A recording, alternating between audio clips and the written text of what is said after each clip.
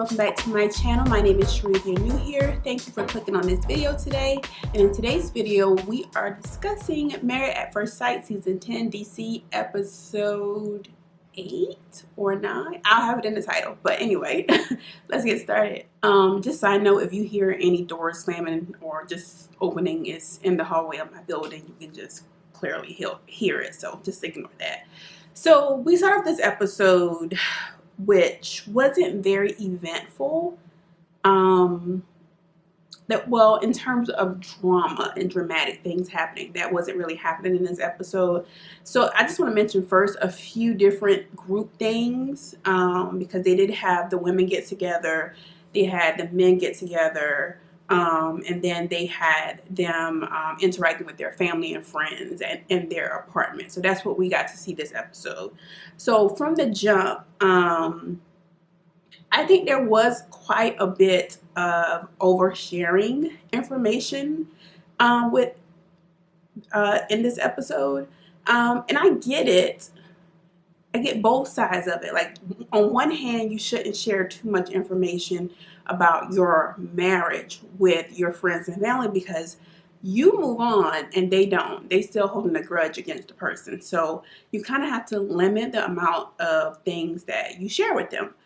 But this is a unique situation where they kind of want to or have to get to know this person a little bit better. So you have to like share because you married a stranger.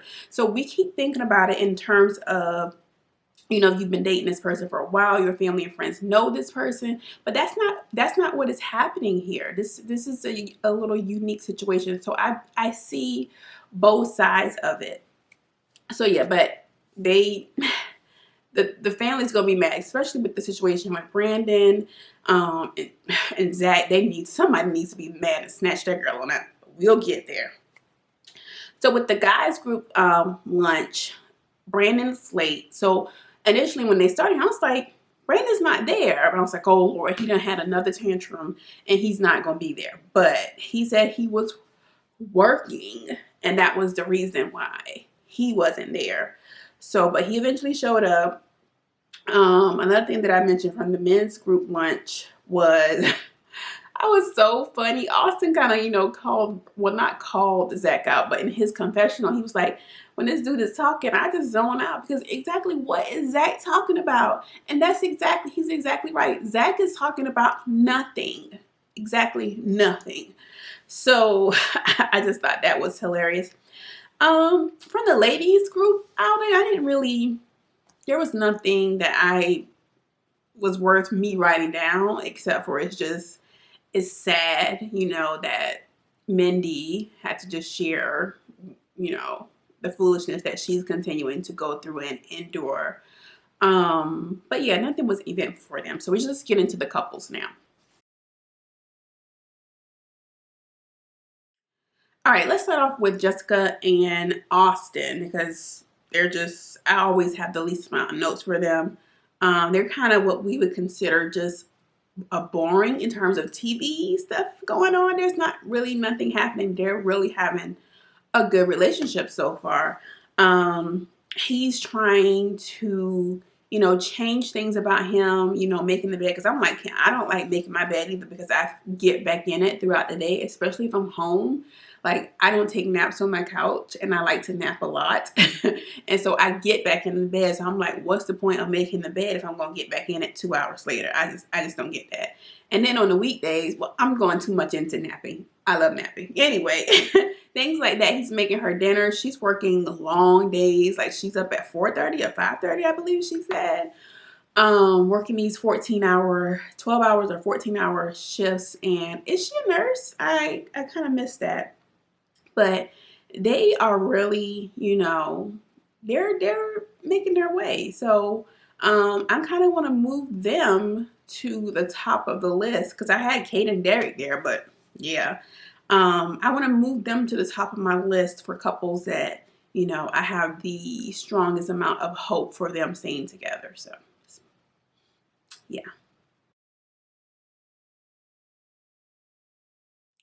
So yeah, moving on to Taylor and Brandon. I would just say it. Taylor is over Brandon. I think that, and I don't know, it's just her demeanor, the way that she speaks about him. I think she's frustrated. I feel like she is over him, but she's trying to stick it out. When her cousin, when they had the family event at the apartment, and I believe it was her cousin or her friend, the guy was about to get up in that butt and he was about to go in, which I don't think was the time or place for them to get into that with everybody there, and you're celebrating. I think they were celebrating somebody's birthday as well, and it just became a big group discussion on their marriage, and specifically Brandon and what happened in Panama. And I get it. They don't know this dude, so they're asking questions. If they hear anything crazy come up, immediately they're going to try to protect their family member, which is Taylor. So I get it, but it just wasn't. There was something else. Oh, so Brandon's aunt. So when that dude, I believe Taylor's cousin, was about to get up in Brandon's behind, his aunt kind of jumped in, and she kind of was, doing this thing that in the Black community it happens a lot, where you just sticking up for these grown behind men and not. I mean, I want to say this the right way. Like, there's a lot of babying of grown men in the Black community, and I just wanted her to allow Brandon to take it on himself. I get that she wants to stick up for him. I get that she feels like he is being attacked at this moment. He's apologized, but let him, this is the results. He's a grown man. Let him feel it. Let him take it. His life isn't in danger. He'll be okay. So that was just, kind of stuck out to me with that moment. Let's see. I had also Taylor's dog humping Brandon, and people were saying, the dog is trying to exert his dominance over Brandon. Brandon has no dominance, which I get that vibe from him. And I think that was it. Like, they're still sleeping in separate rooms in the apartment, but at least Brandon is in the apartment, so that is a positive for them. Whereas Zach is not even in the apartment. We'll get there. So yeah, they're still sticking it out. But for next week in the preview, Taylor looks like she might be doing some foolishness, and we might be getting to some good stuff. So we'll stay tuned. All right, moving on to Kate and Derek. I had such high hopes for this couple. And after the initial high, after the actual honeymoon high wore off, we see exactly what is going on in this situation. Kate is still in love with that other person. That's what's happening. And I think she's a little bit frustrated with herself about it, because Derek isn't being what she wants him to be. I think Kate wants somebody that's just going to blow her back out, and her friends mentioned that. If you go back to the wedding episodes, her friends mentioned the type of guy that she was looking for. And according to Kate, that's not what Derek is doing. Like, she has to initiate all the time, according to Kate, most of the time. I can't remember her exact verbiage, but and she mentioned him, just being more open and free in terms of when he's pooping and how much. It's like, wouldn't you want that? Like, wouldn't you want the opportunity to just be yourself and be free and open with your partner? Like, that's what I dream of. Just someone who, accepts me for me and all my quirks and tics, and me being able to just say whenever, just whatever. And another thing with Kate that is kind of pushing her away from Derek is the notion that he said that he can't see himself falling in love with her within the 8 weeks. I think he said like a 6 months to a year, maybe. And that's okay. That I don't feel like that's a reason for you to get upset with someone or distance yourself away from someone because of the time limit that they say it takes for them to fall in love. That's not a red flag. That's just how people are, that particular person is built. Some people it takes them 2 days, 2 weeks. Some people it takes them, a year or two. Everyone is particular. So I feel like she can't hold that against him. I think I mentioned this in another video. I feel like Kate is just young and she's childish. Like, I think she needs to mature a little bit more.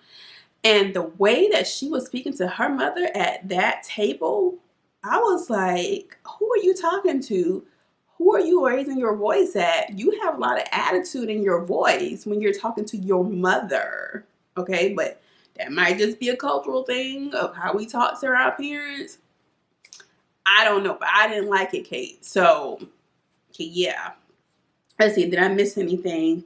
So yeah, that was it for Kate and Derek. Derek is still hanging in there.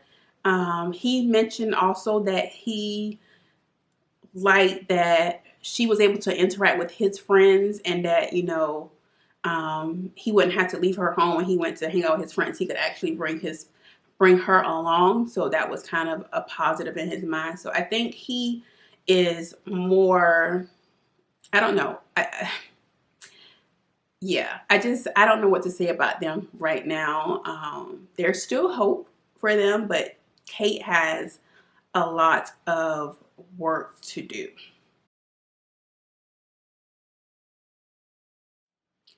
All right, so moving along to Tamika and Mike. In this episode, we see them putting their rings back on because I think Mike took his ring off first when they had the situation happen on the honeymoon.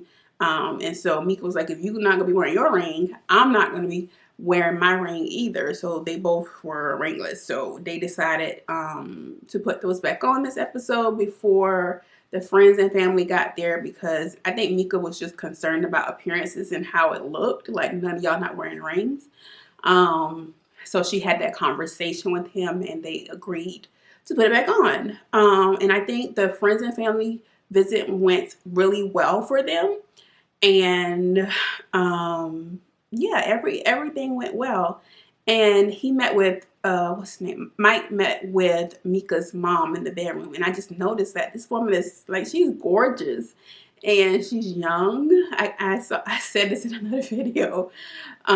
She looks very young, but yeah, her advice to him for their marriage was just basically be patient. And that is something I personally struggle with.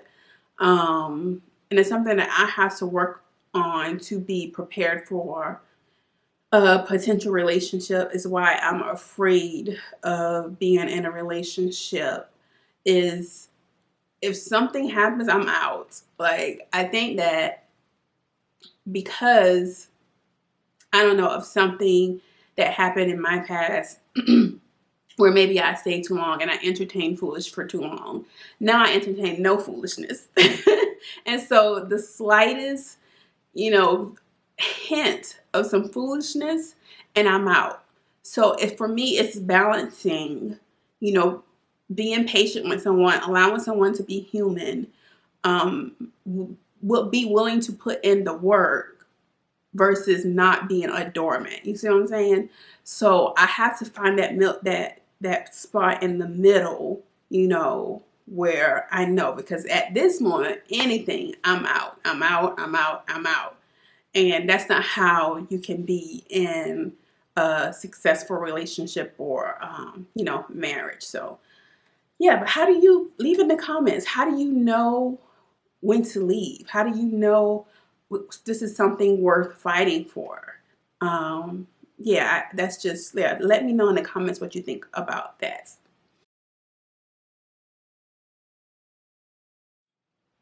All right, moving on to our last couple, which is Zach and Mindy. And y'all know how I feel about Zach. Why is he still here? We know why he's here. He wants to be on TV. We got that. But get him off. His face at this moment just irritates me. And her friends were really getting up in that tail.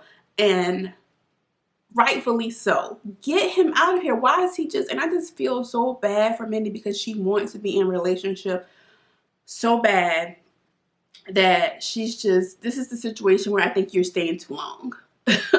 Okay, I you know I would be out, but I think a normal person, he's not, and he's always mentioning how, you know, the attraction thing. Okay, you're not attracted to me, cool. You don't have to keep bringing that up because now it feels like you're trying to just tear me down, and I'm not about, you not about to do that to me. So why is he there? And why did he bring those dogs when he came over to the apartment, when he finally came over to the apartment his first time? So get Zach out of here. And Mindy's friend who was just like over, that would be me. Like, you're not about to do my friend like that. And I feel like this is another example. Let's say some miracle, Zach gets it together and they, you know, are continue to be married. Her friends are still gonna be holding this grudge, you know. So, but in this particular situation, I feel like somebody needs to save Mindy. Get Zach out of here. I don't have anything else to say to him because he's making me mad.